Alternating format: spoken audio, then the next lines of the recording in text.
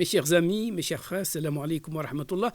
J'espère que vous avez passé de bons moments avec les épisodes précédents concernant les livres. Aujourd'hui, je vais vous présenter un autre livre que je trouve très accessible, qui vulgarise parfaitement l'islam.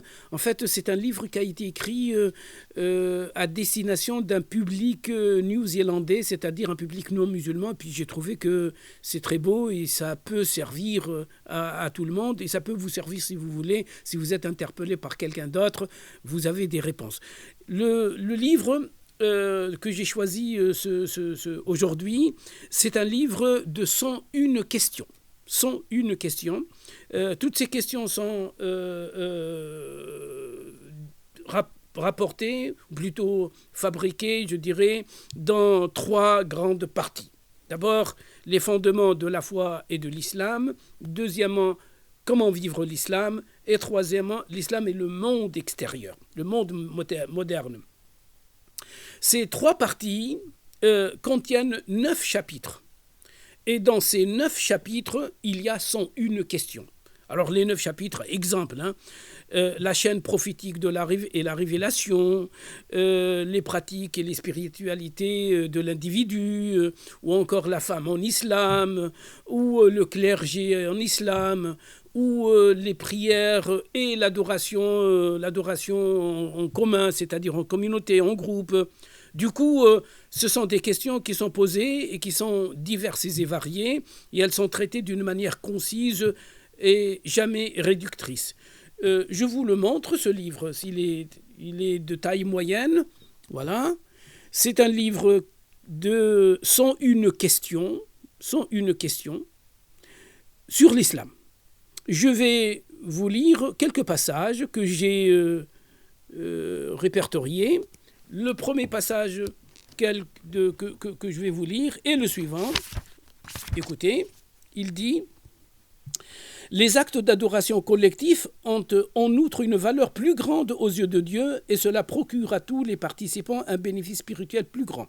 Par exemple, les musulmans qui prient régulièrement à la mosquée, en groupe, ressentent un dynamisme intérieur et un désir de continuer ces prières, tandis que ceux qui prient la plupart du temps chez eux, en privé, peuvent ressentir une certaine mollesse au cours de ces prières.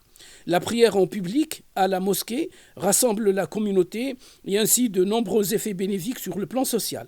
Mais il faut prendre aussi garde à ce que ces actes de dévotion en public ne deviennent pas, pour certains individus, un simulacre et une ostentation. Par contre, les actes de dévotion de la sphère privée permettent de développer une relation sincère et intime et une proximité avec le Créateur, mais sans l'influence bénéfique de la communauté. Voilà, ça c'est un premier passage.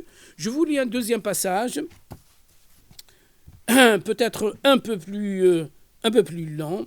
Il dit « Le Coran est la source première, la référence suprême des musulmans de la naissance à la mort. Il est pour eux la parole littérale du Dieu et le message le plus important envoyé à l'humanité, résumant la sagesse des révélations antérieures. » La récitation du Coran, dans sa forme arabe originale, a un effet vraiment profond sur l'âme humaine, même si on n'en comprend pas toujours le langage.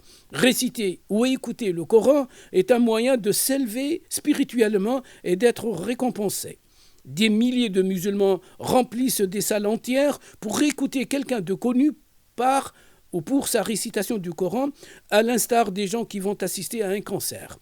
La récitation et l'écoute du Coran comportent de nombreux bienfaits spirituels, raison pour laquelle certaines femmes enceintes font écouter le Coran à leur bébé avant même la naissance, alors que d'autres bercent leurs enfants avec la récitation du Coran pour les aider à s'endormir. C'est ainsi, tout naturellement, que les enfants sont éduqués dans l'amour et l'apprentissage du Coran, à une période où leur mémoire enregistre plus facilement, afin de le réciter dans leurs prières ou seulement par acte d'adoration.